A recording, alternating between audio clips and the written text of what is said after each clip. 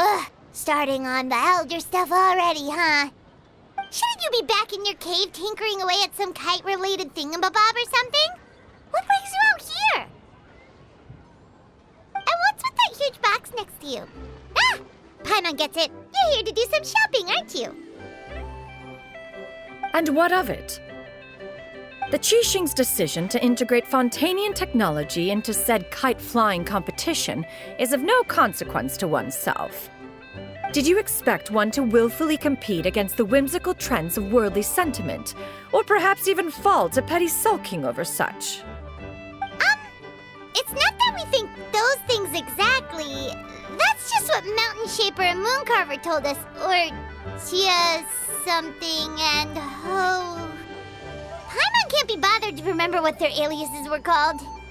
Anyway, they went to Liyue Harbor to look for you. They even asked us to pass along their regards if we ran into you. Oh, huh. Tianyin?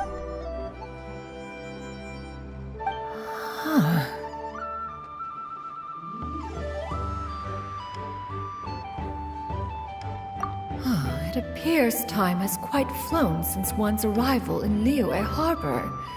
How could one have forgotten about those two old fossils? One shall have to bring them back some divine herbs to atone for this slight. Nay, given that one has ventured all this way to Yilong Wharf, tea would be more advisable. A great thought has illuminated one's mind once again. One is reminded that certain purchases have yet to be made. Perhaps you two could wait here whilst one performs this task. It'll be but a moment. Huh? Wait, here? You really just gonna ditch us here to watch your stuff? Oh, that woman really just does whatever she wants.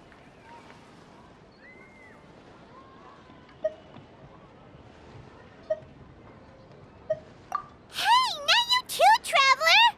Oh, all this Paimon ditching is super not appreciated. Just come back soon, okay? Paimon doesn't want anyone to try and steal his stuff. Welcome. Please have a look around.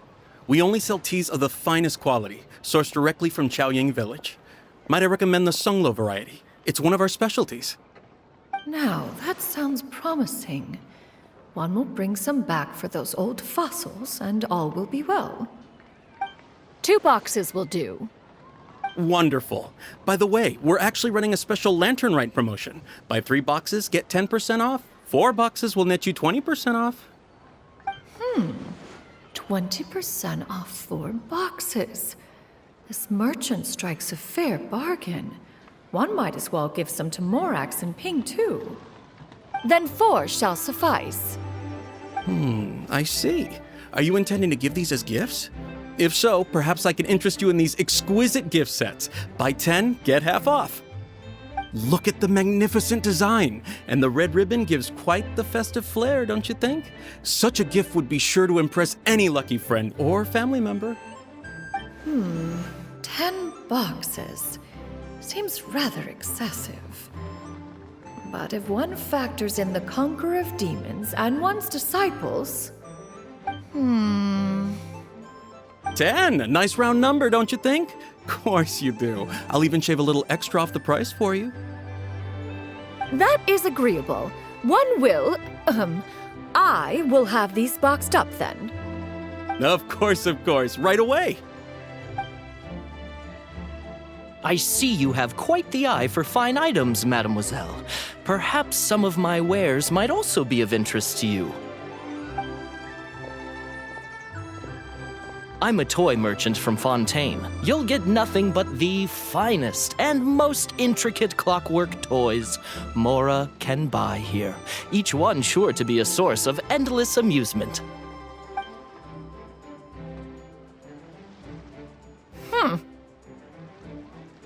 Perhaps you could enlighten me then. When should said amusement be derived? Well, that is, of course, best understood by playing with them yourself. If you could wait just a moment, I can bring one out and give you a demonstration.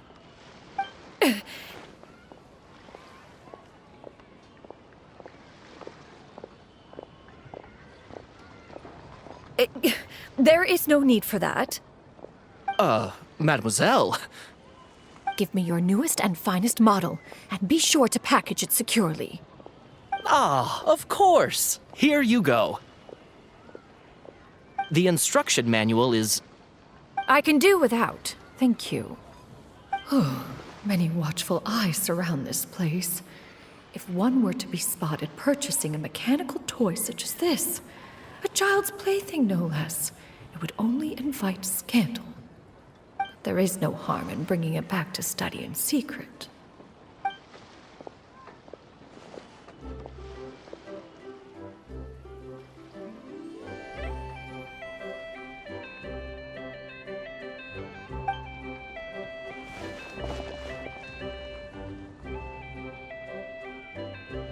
Oh, Shenyan, did your shopping go smoothly? Naturally, one may not delight in social interactions, but that does not mean one lacks said faculties.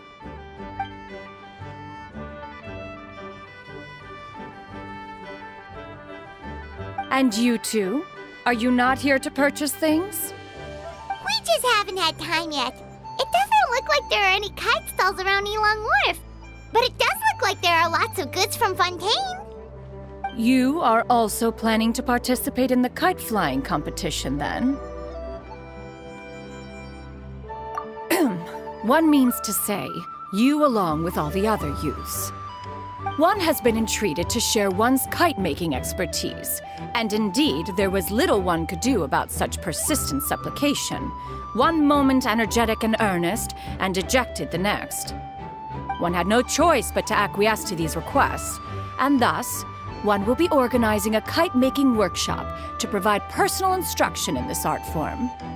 Oh, who will be participating then? Shuyu, Shenhe, Ganyu, and Yayo. Wow, that's quite a few people. Also, this is all pretty well, Xinyun, but it's not like you have to make your own kite to participate in the competition. You can't just buy one ready-made and call it a day. You speak of those equipped with the mechanical lifting device, do you not? 'Tis nothing but a crude piece of mortal machinery. The mechanism that one has developed was the fruit of millennia of meticulous study. Let us not speak of the source of the mechanism's power, but rather its structure. It is composed of materials as light as bamboo and as strong as iron. This composition grants it the lightness of weight to ascend into the sky and the durability to follow the wind for many a mile. It is built with a series of intersecting rods that... Never mind. It is unlikely the two of you will understand, even should one expend the effort to explain. One is better off saving one's breath. It sure seems like you want to talk about it, though. So, will you be attending the workshop or not? Huh? Wait, you've been trying to invite us this entire time? All right then. No need to prepare the materials in any case. One has it all sorted. Arrive at Mount Outsong in 2 days. I shall be expecting you around midday. Are you leaving? Don't you want a guard to help you with that big box of yours? Surely you jest. One goes as one pleases. For what reason would one need to rely on another?